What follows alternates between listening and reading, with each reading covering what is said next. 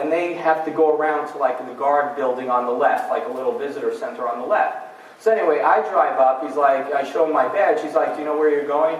I go, yeah, I think it's building 38. He's like, okay, go straight down the road about a quarter mile, make your first left turn, then make your first right turn, and then the building's on the right. I'm like, okay. I'm like, just why are those guys going over there? He's like, and then he reaches in, he's like, oh, those guys are auditors. We make sure we know where they're going. I'm like, good job. So anyway, so then it's like it takes them 10 minutes to sign in, and we're sitting there waiting outside the building. So we walk around, find an empty office, and we figure out where we're going to set up the next day. So anyway, we go in the next morning, and I'm like, I'm not waiting for you guys to like get signed in again. You need to come in my car. So anyway, as I'm like waiting, I'm like trying to hold my badge up, and the guard's just like this, waving everybody in because he didn't want to slow down the morning rush hour. I'm like, I don't even need this damn badge anymore. What's going on here? So I didn't even need the badge. But anyway, we drove up, went up to the facility. My accomplice plugs into the network and starts, scanning the network. And then I pick up the phone, they're like, and I call up, I go, hi, where's the graphics department? And the lawyer's like, what are you doing? Why aren't we trying engineering? I'm like, well, engineering might have a clue that nuclear reactor designs are important. The graphics department, one day they're working on 5-year strategic plans, then they're working on financial documents, then they're working on multi-billion-dollar nuclear reactor proposals. They don't care. So anyway, he's like, okay, and I go to the operator, like, where's the graphics department? And then she's like, I'll connect you. I go, I don't want to be connected. I want to know where it is. So she gives me a building and room number. I go, I'll be back. So anyway, I walk across these desert parking lots, find the building. I'm like, okay. Then I go walking around. I go, hi, do you do the nuclear reactor proposals? They go, try on the other side of the room. I go, hi, do you do the nuclear reactor proposals? They go, try across the hall. I go, hi, do you do the nuclear reactor proposals? They go, try down the hall. I go, hi, do you do the nuclear reactor proposals? Anybody remember the movie Star Trek 4, the one with the whales, where they go back in time, where Chekhov's walking around the streets of San Francisco during the height of the Cold War? Where are the nuclear vessels? I felt like Chekhov in this company. I'm like, what do I have to do to be caught around here? And then there I am going around, and then finally I go down, I find this office, I look in there, they're using these Unix workstations. I'm like, okay, that's nice. So I walk in, I go, hi, do you do the nuclear reactor proposal? They go, yes, we do.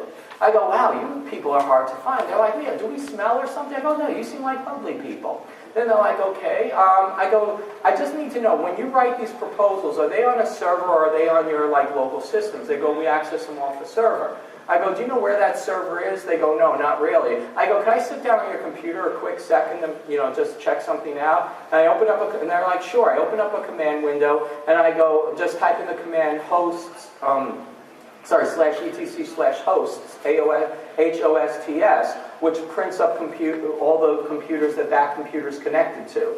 And one of them was almost literally named Proposal Server. So I got the name of the system, I got the IP address, I'm wrote down a few others that might be interesting. And I'm like, okay, I think I have everything I need. They're like, okay, stop by any time. I go, I sure will.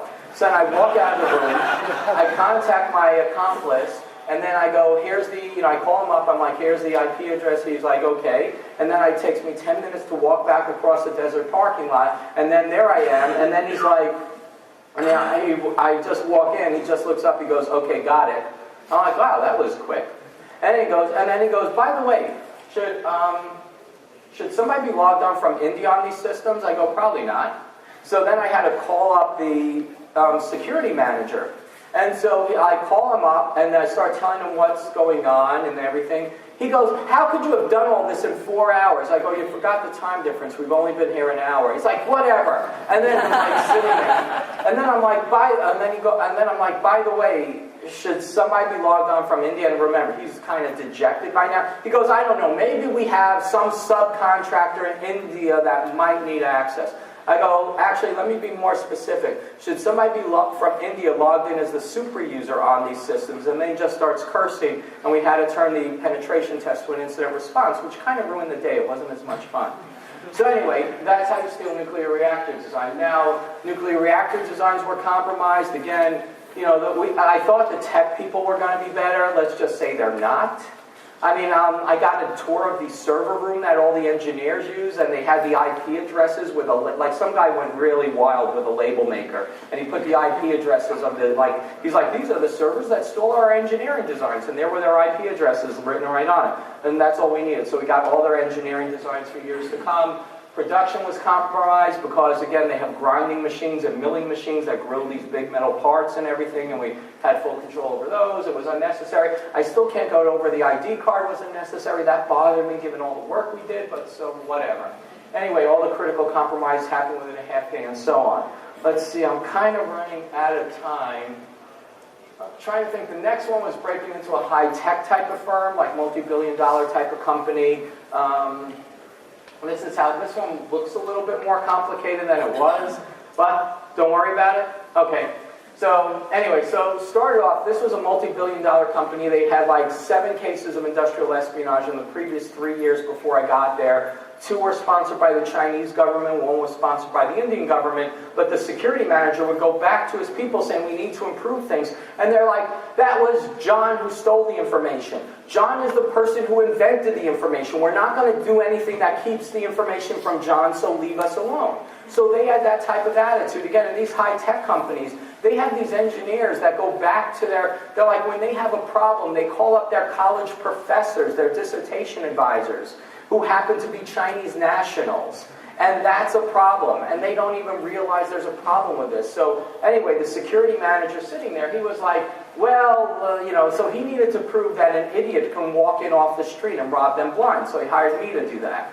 So in this case, we went ahead and we had, in this case, I went on myself as a temporary employee while I was working with external accomplices.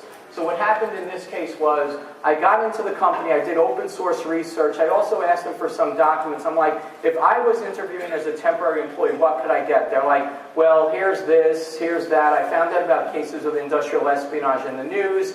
And they're like, well, here's some employee newsletters that people can get all over the place, like in HR when they're being interviewed. So anyway, I got those, and that had the most valuable data because in that document there was something that said, a letter from the CEO that said, I want to thank the following people working on the following projects, and here are the people leading those projects. And those people probably felt really, really good at being acknowledged by the CEO. I felt really good because what he did was he gave me a shopping list and told me exactly where to go to get the information from.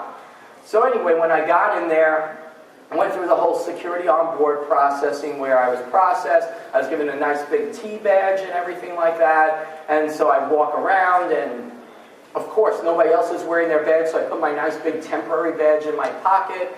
And then I just start walking. So then the first thing I do is I pick up the phone at my assigned desk. And I say, hi, I was just hired as the new head of information security. I'm supposed to protect all the company's most valuable data. I don't know where it is. I don't know what it is. Can you please help? And that was calling up one of the people, like the leading researcher on the top new product. And she's like, well, everybody has their own data. I'm like, well, there's got to be some place where it's all consolidated. You can't just make a multi-billion-dollar product with scattered data around the company. She's like, well, why don't you talk to the project manager on this? The project manager coordinates everything. I'm like, okay, so anyway, I get on the phone. So I'm like, the woman dials in the project manager, and the project manager says, I'm going to be away, and this is another one, remind me if there's time to come back to this. She's like, I'm going to be away for the rest of the week, but if you come over right now, I'll give you an hour. So I jump in my car, drive over to her building, but my little temporary badge doesn't open up the door to her building, but luckily somebody went out, I went in as they went out, and then I sat down, spoke to her. I'm like, hi, just hired as new head of information security, blah, blah, blah. And she's like, well, everybody has their own data. I go, well, where's it all stored? She's like, well, we have these meeting minutes, and these meeting minutes come out, and we have meetings every other week with the status. Probably has some valuable data that competitors want. I'm like, can I see a copy of the meeting minutes? She's like, there's a binder on the shelf next to you. So I'm like, can I make copies? And she's like, oh, I'll just have my secretary print you up a copy of all of them. I go, thanks. So anyway, I knew I was getting that. And I'm like, well, there's got to be other places where the information is stored. She's like, well, we have these business managers, and these business managers represent senior management on all our projects, and they're supposed to get every document produced on our projects. I'm like, can I have the name of a business manager? She's like, sure. So then I have that. Then I'm thinking, okay, I'm going to get the crown jewels from that project management report. So anyway, I get those stuff, and I go running back to my desk, and I'm sitting there. And unfortunately, there was nothing good there. But then what happened was, I start going through things, and it was nothing good. But then I went to lunch because I was depressed.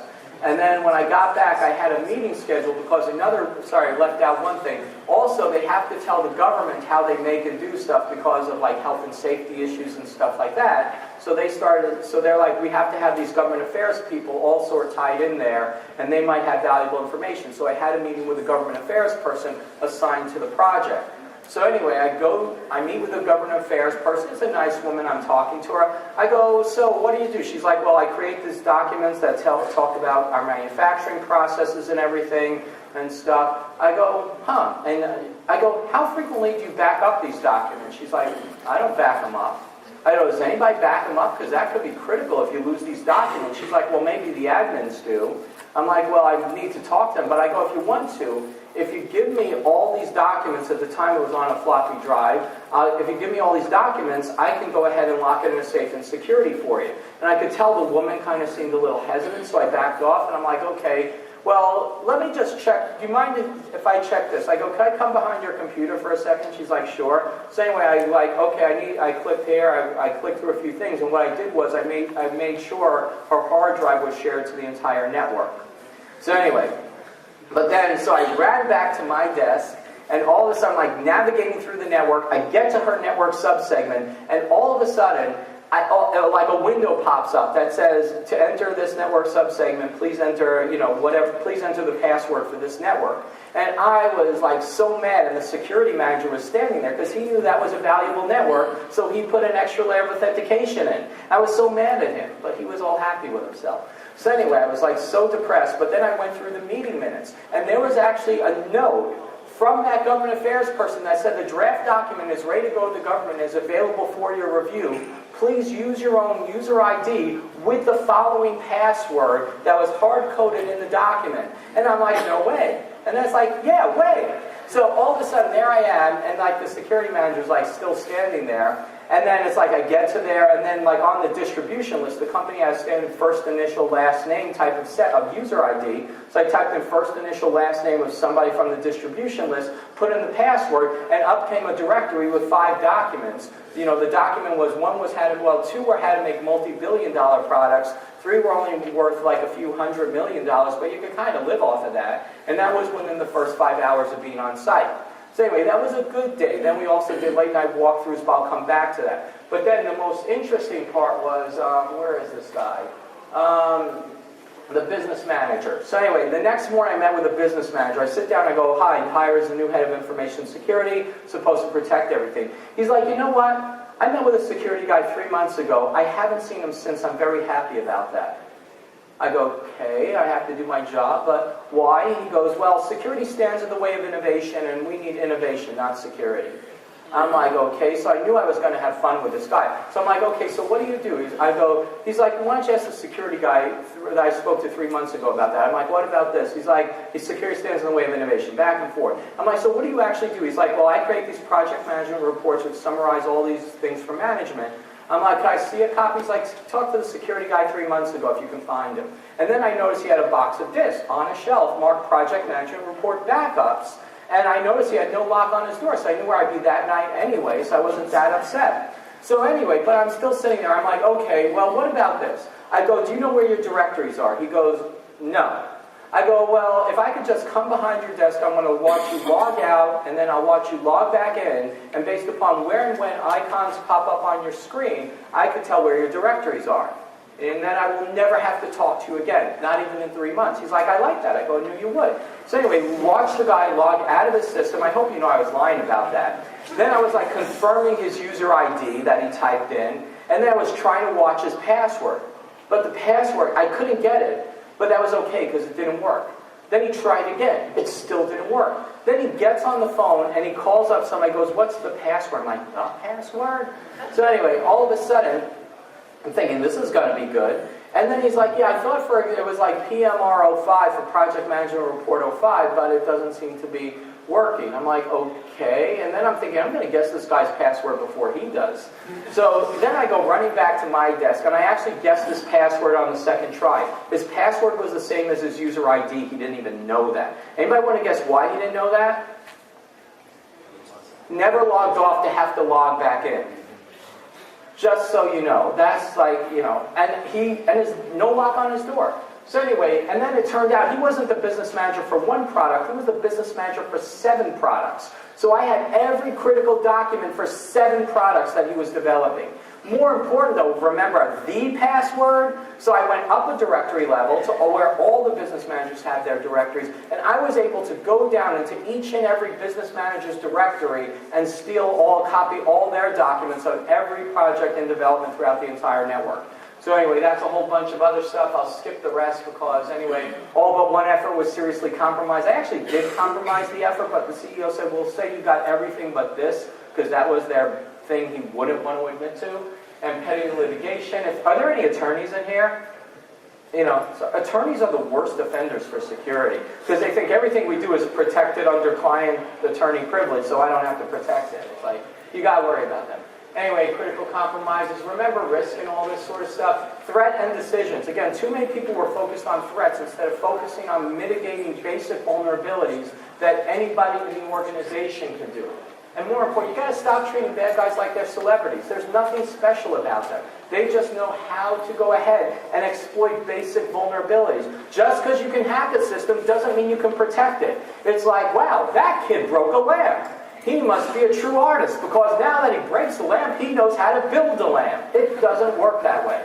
It doesn't work that way in hacking or anything else. Security is infinitely harder than hacking. Anyway, what's the SPY security program? It's the implementation of countermeasures that mitigate vulnerabilities. Yes, with spies, there's some counterintelligence efforts in there, but again, it's vulnerabilities most likely to be exploited, most likely to result in loss. So here's the critical concept, though. What's the biggest thing you want to do? You want to optimize your risk, not minimize it, because minimizing risk says, I'm going to get rid of all vulnerabilities possible. The problem, though, is that the countermeasures are going to be more costly than the potential loss. So what you want to do is you want to figure out what you're able to lose, what you're willing to lose, and then figure out the cost of the countermeasures that get you there, and make sure you have a good enough delta, because you're rarely going to lose everything, but you want to make sure that you are willing to accept the loss and optimizing your loss. Again, that's the concept, optimize your loss. I don't have time to go into that, but again, potential loss should drive your budget, not the other way around. Most companies that you talk to, they are given a security budget. Then they're telling the security manager, do whatever you can with that budget. And then the security manager goes, I need more budget. What you got to do is you got to figure out what you need, why you need it, and put it in business sense. You got to be able to walk in and say, I want multi-factor authentication, which is going to cost $500,000, and by giving me $500,000, we're going to mitigate $20 million worth of loss. That's how you have to approach security budgets. You can't go in saying, thank you for the money. They're like, this is 7% of the IT budget. Let me ask you a question. If you're a bank, are you protecting the $100 million IT infrastructure, or are you protecting the trillions that might go through those bank computers a year? You're protecting the trillions going through those computers a year, not the infrastructure. So saying your IT security budget should be based on your actual IT costs is ridiculous and absurd. In some environments, maybe, but if you're in financial organizations, you're in intellectual property and so on, you need to base your budget on the potential loss, not base your budget on a random IT budget, which is where most people are failing. Anyway, why is Sydney Bristow the worst spy in the world? Ironically, she runs into good security programs. I mean, there she is. It's like, the countermeasures are what catches her. There's like an example, like iconic Sydney Bristow episode. They're like, Sydney Bristow, and remember, 90 minutes into every James Bond movie, he somehow, in one form or another, ends up spread eagle on a table with a laser gun to cut him in half crotch first. You try to name me a James Bond movie where there's no equivalent. But that's why he always gets caught.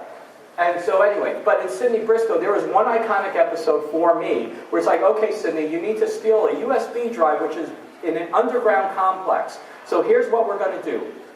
We have a map of the underground complex. Here's an entry point. The entry point is alarmed, so we're going to cut the power to the neighborhood. Then you're going to go down, you're going to find 2 guards. Here's a tranquilizer gun with 2 darts, and you're going to have to shoot the 2 guards.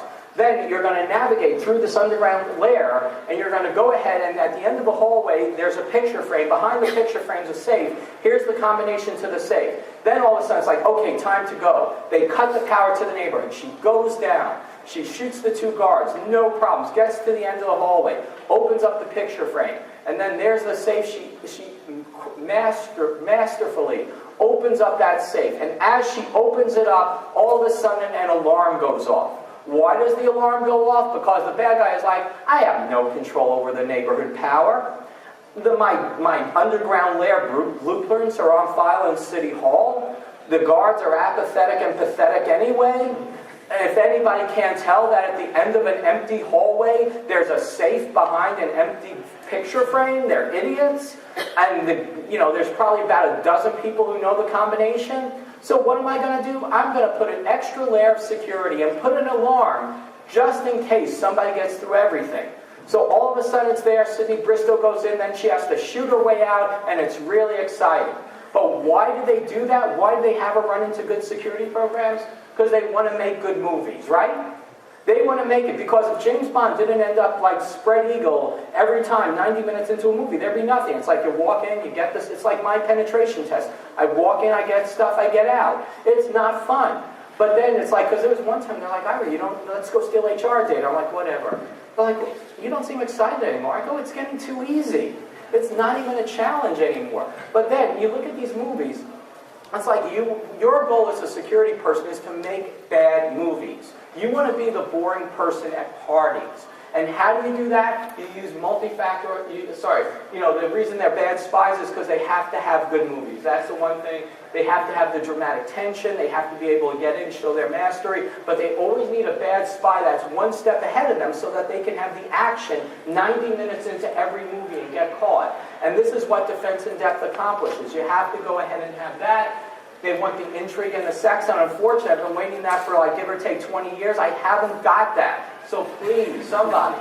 But anyway, but here's the concept. At the end of the day, you've got to have common sense.